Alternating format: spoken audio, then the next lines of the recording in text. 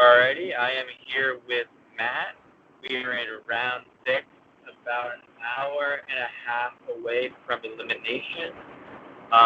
So anything on your mind regarding the elimination tonight that you want to talk about yet? Ooh, there's so much to discuss about the elimination tonight. There's like a lot of stuff that's been happening today that I'm trying to figure out what the best thing to do for me and for the people that I'm working with is. Like, they basically started off with like it's gonna be Kyler, and now there's been kind of like a little push for Andrew, and I'm just like weighing all the options in my head, trying to figure out what I'm going to do. And I still don't think a lot of people that I'm working with have fully decided what the plan is going to be. So that's still something I'm supposed to get on a call a little bit later with a bunch of people to try to figure out what we're going to do. And it's going to be a whole thing. I'm kind of excited about it, but like, I don't know what's going to happen. So you mentioned the people that you're working with potentially not wanting to keep Andrew around. Can you like name specifics on where you think people stand, or are you kind of just getting off work? Oh no, I can do this. So like, the people that I don't think want to keep Andrew right now is probably Chris doesn't, because I think Chris is worried that Andrew is mad at him based on the elimination from the live night last night, where Chris didn't vote with them, even though he told him he was going to vote with them. So I think he wouldn't mind if Andrew went. And I'm pretty sure Brian and Ray are kind of on the fence about what they would want to do. So I still do need to talk to them about like what the next thing, what we're going to do is going to be. But like in that group of people, like the OG Best West, it's basically I believe Chris would like to get rid of Andrew. Then there's Ray and Brian, who I think are both closer with Tyler, but they could go either way, and it's just they're basing it mostly based on like what they want as far as who they can work with more going forward in the game. And then there's me and Erica. From when I talked to Erica, we kind of see it where I totally get where they're coming from, but I think it's best for the alliance to kind of stay under wraps and to just keep kind of the status quo going for a bit so that people don't know that we're working together. And I feel like organizing a vote that will end up being like, I don't know, 7-6 is going to basically solidify sides and show where people stand. And I don't want people to know where everyone stands. I like the fact that a lot of what's happening in the game is obfuscated by the fact that there's a lot of these votes that are unanimous and that people don't know who's working with who specifically. So from your perspective, you kind of want a unanimous vote tonight. Closer to unanimous than not. I don't want a split vote. A split vote is going to be very much like a 7-6 vote or an 8-5 vote really shows where people are and who's talking to who and what plans are happening, and it kind of is going to fracture certain relationships with certain people, which might be good down the line. But for me right now, I feel like I'm in a position where I'm straddling a few things, and I don't want to have to reveal too much about where I actually stand. I feel like there's a lot of things that I have that are mostly under wraps that I don't want to have to expose to any light right now. I want to be able to like keep my options open, because that's a big part of my game, is just positioning myself in a way where my options are as varied as possible. I want to be able to have different choices that I can make and then be able to choose what I want to do based on what I feel is right. And I don't want to box myself into having to do a certain thing because now there's two specific sides. And I fall on one side, I feel like I have to like roll with it. And then, so I know that you are in a group with Andrew in the 905 Alliance. Yep.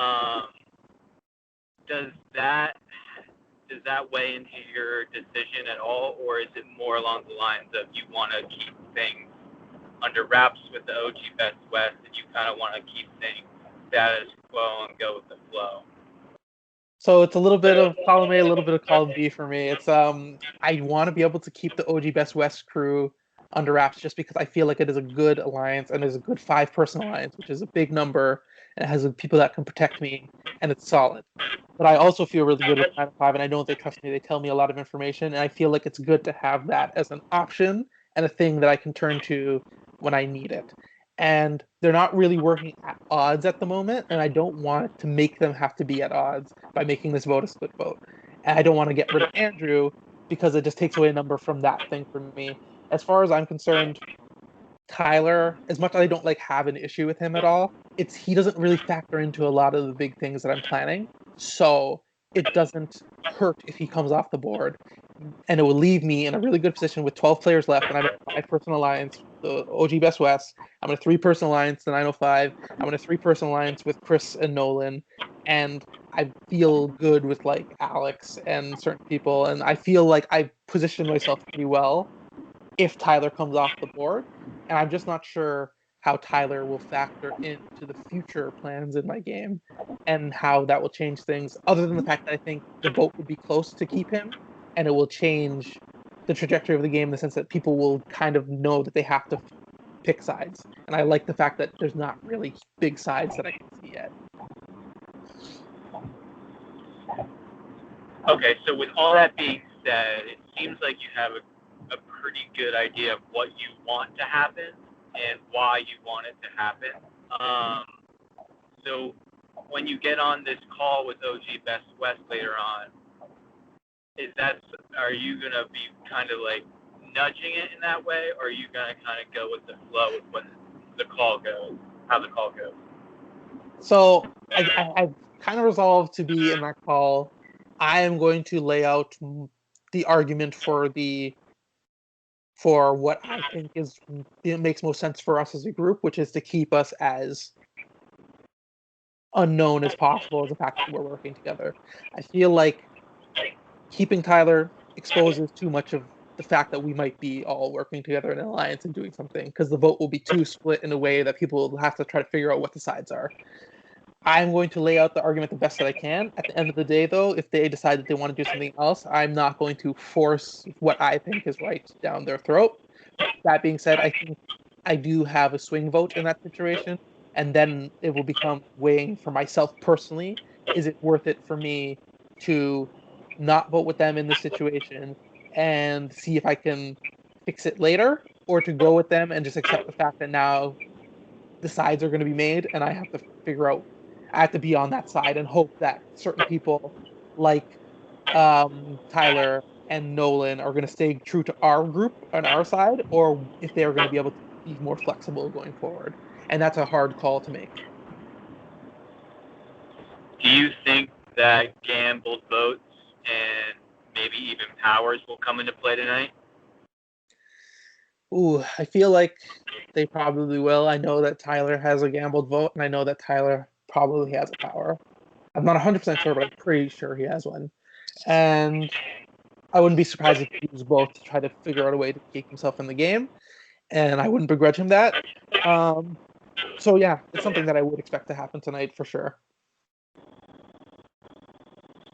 And then my last question is kind of a little off topic, but when I announced in the sky last night that Drew had died, how pissed were you? Oh, I was very annoyed because I was annoyed. I was like, "Oh shit, he died. Okay, I guess he attacked a snake or something." And then I actually ended up becoming retroactively more annoyed because then I found out that he died because he just didn't eat somebody, and I was like, "What?" I was really annoyed. I figured out my optimal strategy after the fact. Like once that happened, I was sitting there thinking about it for a while. I was like, you know what I really should have done? I should have picked the eagle to win, because in the worst case scenario, like I could have gotten the eagle to kill me in one of the rounds, so that he would stay alive, and then I would be able to still win because the eagle won, even if I died. And I should have done that. Probably that's probably the best. That probably would have been the better move. It's what happened, and I razzed Drew about it a bunch, so I think we're good. All right, Matt. Well, those are all the questions I have for you at the moment. I know elimination's getting closer, so if you have anything else, though, you want to say at the end of this, you can do so now, or I can stop the recording for you.